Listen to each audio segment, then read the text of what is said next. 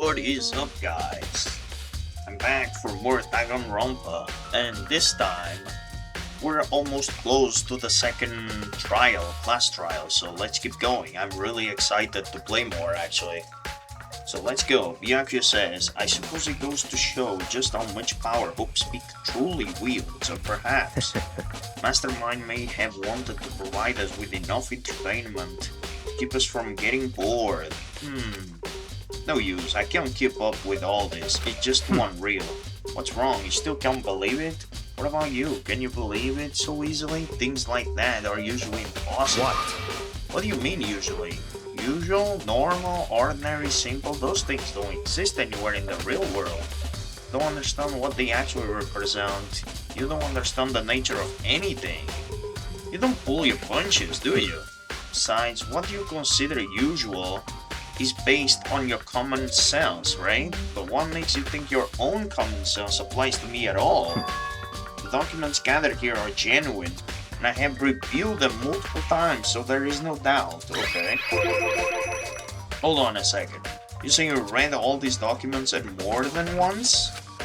But all these has to be like top secret confidential stuff, right? So why? Family has a reading room just like this, our home. Ours is bigger, of course, and not as dusty, huh?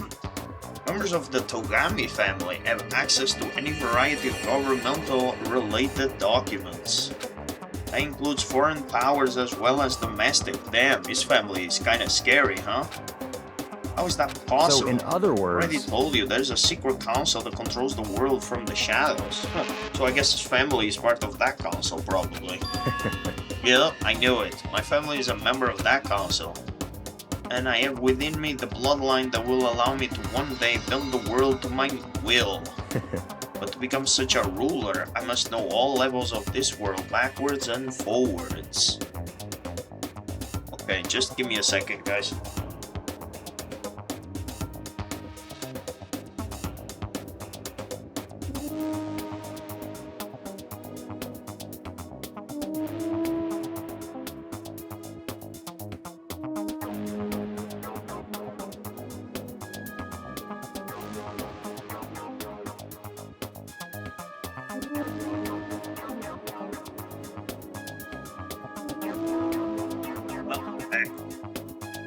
Okay, so whenever I have time, I like to review whatever documents and materials that interest me, which is why I can proclaim without a doubt that the materials gathered here are the real thing. This is beyond believing or not believing. Byakuya is actually starting to scare me more than the actual mastermind. Huh. Okay. And what always interested me the most were the cold case police investigation reports. Of course it was.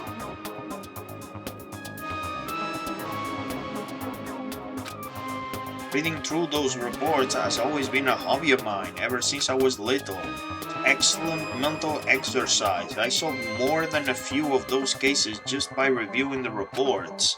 And among all those reports, one of my recent favorites is the Genocide Jack case.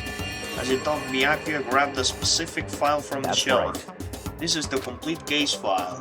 Every single report surrounding Genocide Jack cases has been compiled in here.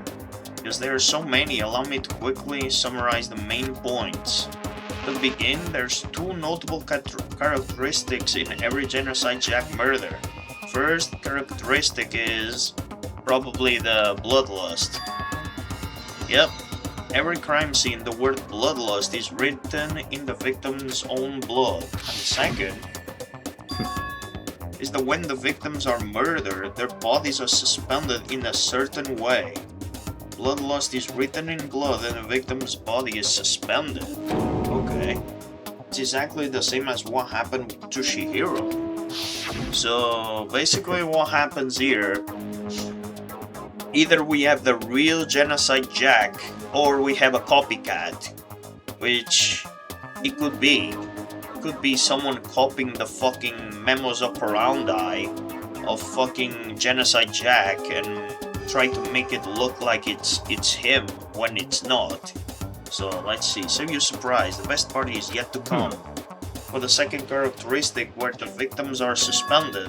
The only ones who knew about that particular fact were members of the police and other higher-ups. By all accounts, nobody in the media ever found out. What the hell? So they only found out about the bloodlust. Only the police officers and the high-ranking members knew about the fucking suspended. So, okay.